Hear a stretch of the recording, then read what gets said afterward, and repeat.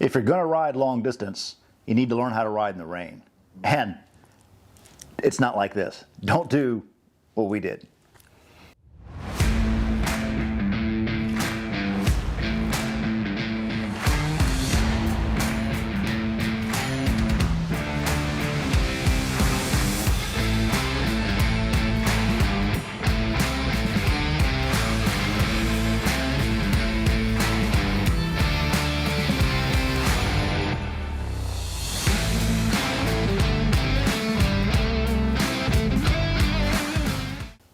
All right, hey, I'm Arthur.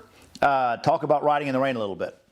Amazingly, I put in tens of thousands of miles without actually having the right gear. Probably like a lot of us. I had a rain suit. Rain suits kind of go in these compact packs like this. And for the most part, didn't really worry about it too much. If it was going to rain heavily, I didn't go out riding. And if it was misting, pulled over for a little bit, took a break. Put on the rain suit sometimes, stay a little dry, didn't worry about it too much. Those were day trips, even a couple of days. You might be misting one time. Tried not to plan long trips when there was big storms coming in. But if you're really riding, if you're doing the long distance, sometimes it's unavoidable. Now this is Neil and I coming back from Daytona, and we're not actually dressed in the right outfit. It looks like we're in the right outfits. It looks like we're set for anything. It was supposed to be not that cold and spotty rain on the way back, where we had about 450, 500 miles to go that day. And we thought we were well suited up for the weather. That's my rain suit. I've had that rain suit for 10, 12 years maybe. Neil had wet weather gear on, and it was bad. It was really bad. This was the lesser gods telling us that we weren't really ready for riding in the rain. Dropped down to 34 degrees. We had sleet hitting us. It felt like this. It was not pretty.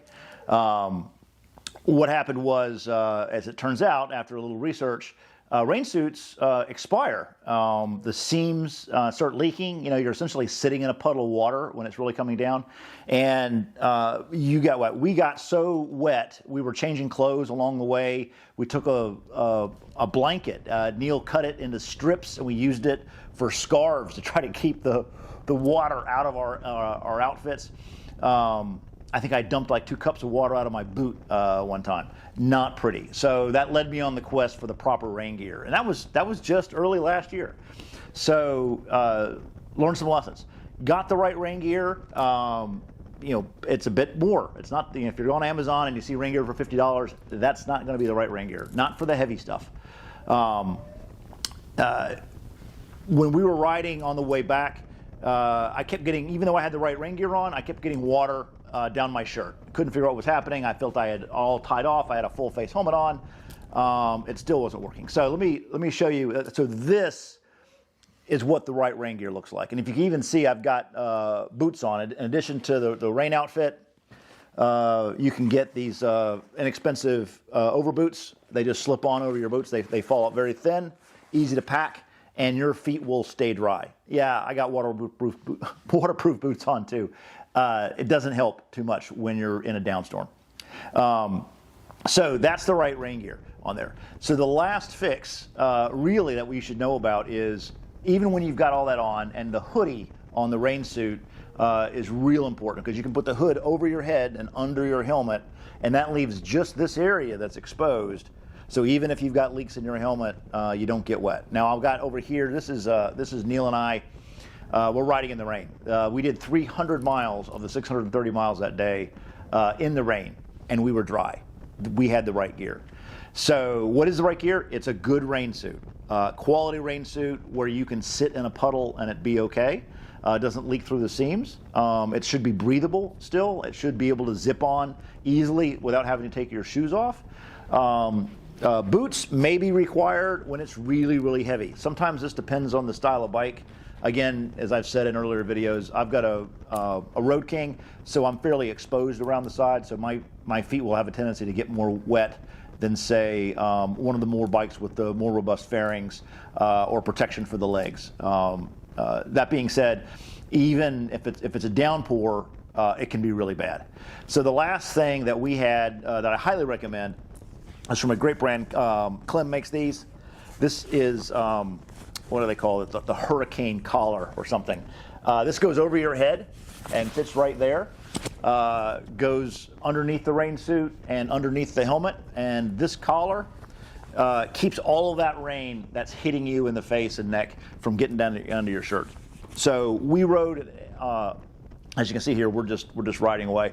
We're dry as can be. In fact, there was one scene, and I think I'm going to pause here and have Neil describe the weather. This was in Illinois, I think, coming out. Yep, and we were coming out of Chicago, and it was pretty heavy. Here's Neil talking about it.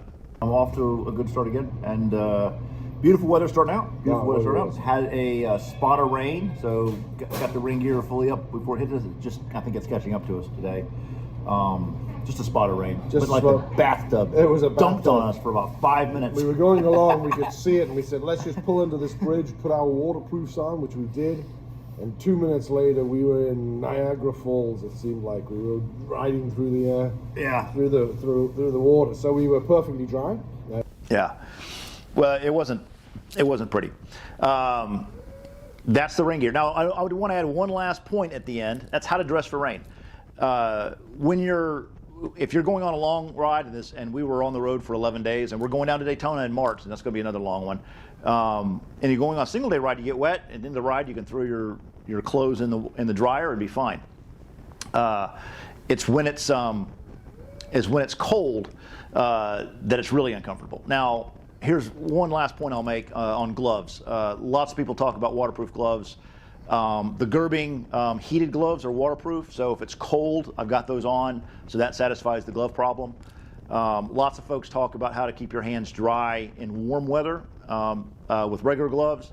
I tried getting some kitchen gloves, some black kitchen gloves that go over your hands to keep my hands dry.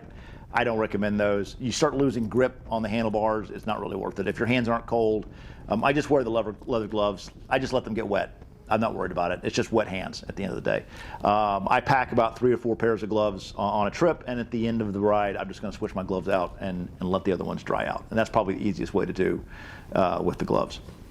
Last cycling tip I want to add that's not actually rain related is these two things here. This is a patch kit for a flat tire and an air pump. Incredibly valuable. In fact, the air pump, these aren't very big at all. They're inexpensive on Amazon. I think patch kits run about $20. They can patch a car tire, patch a motorcycle tire.